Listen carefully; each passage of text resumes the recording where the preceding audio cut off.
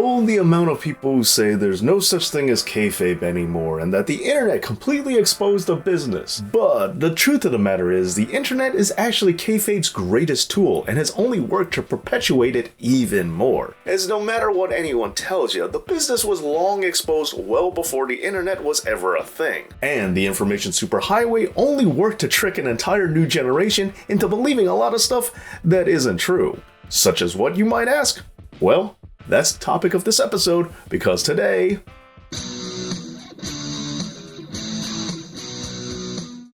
Please support this channel by subscribing, and you could support it even further by signing up over on my Patreon page, just like Inigo Montoya and Mr. J. Thank you and the rest of the patrons for all the amazing support as you keep this channel going. I get that a large part of the appeal for the internet is that it makes us really feel like we're getting a look behind the curtain, and that is true in a lot of cases. However, that bit of honesty does make us more susceptible for, well, dishonesty, leaving some fans to be all the more gullible for an industry that they really should be more suspicious of because, well, it was designed to lie to you right from the start. Now, not every member of the internet wrestling community falls for this sort of thing, but if you happen to be one of the ones who are, consider this your reality check.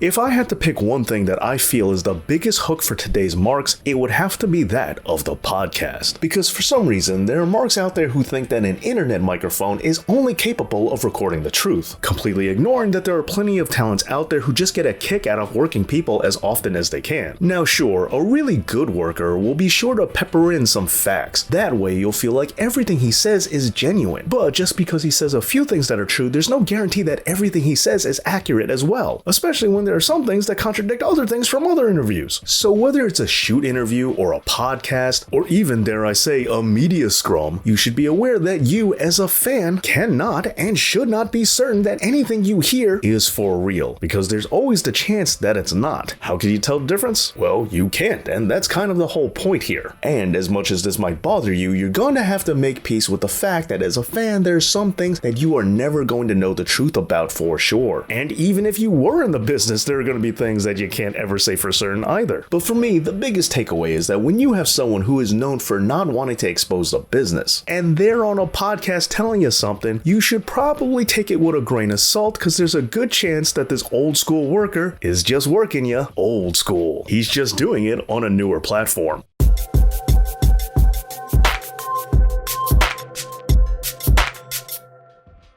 Okay, now that I mentioned the media scrum, well, how about social media? And while it is similar to the podcast and to the interview, I'm gonna say that it's different enough that I'll give it its own entry. And not only that, but social media has also provided a platform for wrestlers to use more than just words in order to hook the marks. For example, does anyone remember that time that Lacey Evans got pulled over in Canada and the marks were freaking out because they thought she was being a total idiot? That is, until she showed the entire video and revealed that the whole thing was just a work. Or the time that Drew McIntyre worked people by showing pictures of the Street Profits breaking up. What can I say? For some fans, if you tweet it, it's real, even though they should be acutely aware that anything that happens on the Insta, Google, Twitter tweets is perfectly subject to be a work. I mean, seriously, how many times can you fall for someone changing their Twitter profile to their real name and assume that means that they're leaving WWE? And alright, perhaps this is a negotiation tactic, but either way, that means that someone out there is falling for this kind of thing, at least to a degree.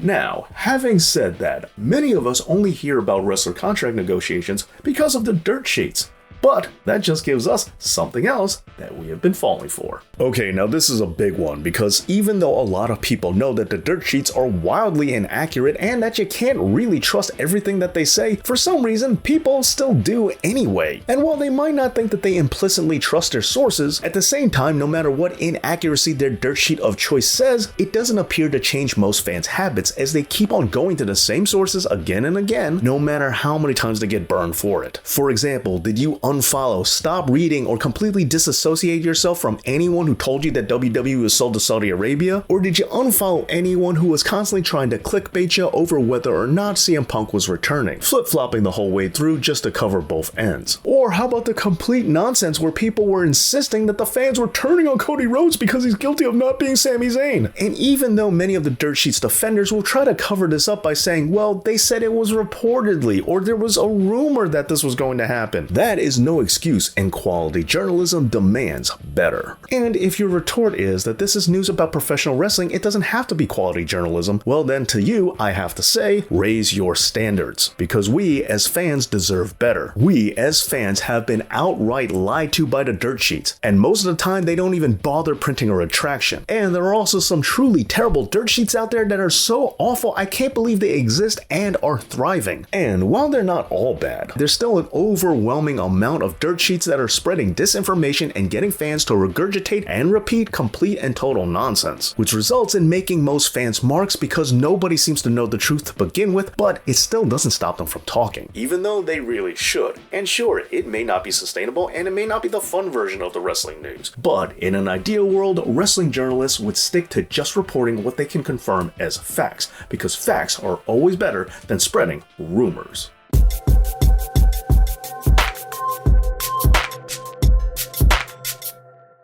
Alright, so this one is really baffling, but for some reason it seems that fans are really gullible when it comes to the brand split. Plain and simple, the draft pops the ratings and it does well for business, at least typically, and that's the only reason WWE bothers to do it. But even so, there are many members of WWE's audience who feel the need to hoot and holler and scream about any time WWE doesn't adhere to the rules of strict separation between Raw and SmackDown. There are fans that stare at the screen completely perplexed at concepts like the wild card rule, or anytime two wrestlers face off against each other outside of Survivor Series, since that's supposed to be the only night of the year where Raw and SmackDown superstars face each other, forgetting that these rules are completely arbitrary. I mean, nobody ever gets all bent out of shape because WWE isn't enforcing the no closed fist policy now, do they? The rules of the brand split, the rules of having two world champions, are the same as anything else in professional wrestling. They're merely tools used in order to generate better business. I mean, have we forgotten that time where TNA tried to reignite the Monday Night Wars, only for WWE to air the draft, sending Impact home to Thursday nights with its tail between its legs? These rules don't mean anything, they're not enforced, and they don't have to make any sense. They're just here to get your attention and to wake up the audience whenever WWE feels that they might be losing their grip on you. It's the same thing whenever they have an old school Raw, or Raw Anniversary, or a Legends Night on Raw. It's just something used in order to hook people in, and it works.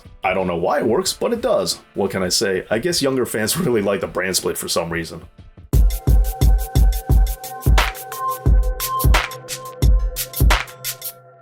Now, I'm not necessarily saying that this one is a bad thing, but I do want to point out that fans tend to be marks for championships. And sure, that is totally by design, but all works are. And I don't necessarily think that this one is a bad thing, as championships should have prestige, they should have value, and they should mean things to fans. It's just that the funny part is, they really don't mean anything, as every professional wrestling champion is a paper champion. All of them are just handed the title, because this stuff is all predetermined. No one ever really beats anybody. These aren't competed over, they're just given to people. But yet regardless, there are fans who get really passionate about what truly counts as a world championship, or whether or not a certain belt is a consolation prize. People even get persnickety about what color leather a lot of belts are. Carl Sagan once said, "Think of all the rivers of blood spilled by all those generals and emperors, so that in glory and in triumph they could become the momentary masters of a fraction of a dot." And when you look at it that way, don't you feel kind of foolish for getting all hot under the collar about a fictional championship title?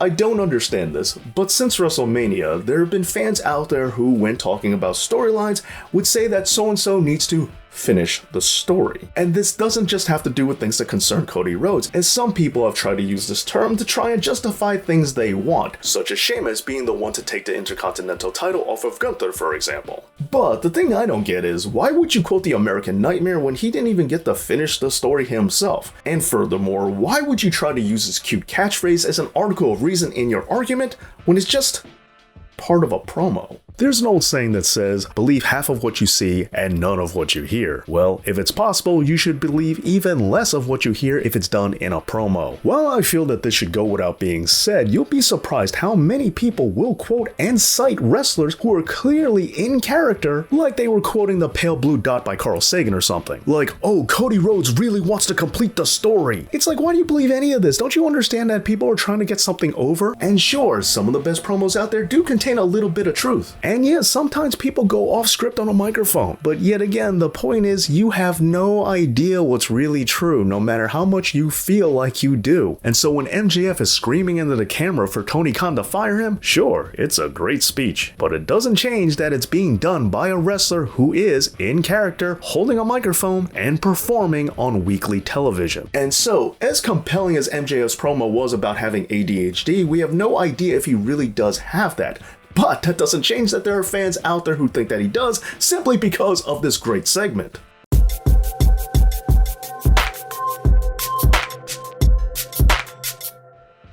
And of course, the biggest one is that the IWC internet marks are marks for themselves more than anything else. Like I've been saying all along, fans are never going to know for sure if anything that happens in the wrestling industry that they know about is actually true or not. But nevertheless, there are still some fans out there who feel that they have a priority position in this industry. And while I'm sure this isn't easy to hear, there are a lot of fans who do need to understand that WWE as a brand has more value than it does as a form of entertainment. Therefore, your happiness is not a top priority in WWE or in a lot of other wrestling promotions for that matter, as some are trying to make their shareholders as much money as they possibly can, and others are just trying to keep the lights on. And for some of you out there, you're gonna have to digest that no matter how passionately you feel about wrestling, it doesn't change that you're not a cog in the machine. You are a spectator to this game, and you should never forget that. But yet somehow so many people do, as there are those out there who truly believe that they could run a wrestling promotion better than anyone who is currently running a wrestling promotion, or fans who think they would make a great booker and that they have great ideas even though they have no idea how to lay out a match, and even though they've never even sat in on a booking meeting before. When it comes to a lot of very vocal fans, the truth is the Dunning-Kruger effect is really strong, and once you've had a seat at the other end of the table, you'll know just how ignorant you really were about the wrestling industry. And this is not to say that you can't learn or you can't become a great booker. I just think that a lot more people should know what it is that they speak of before they go running their mouth. Well, there you go. Some things that some fans are inexplicably still marks for. Please give this video a thumbs up and make sure that your notifications are working, and I hope that you're a part of the Know It All Nation.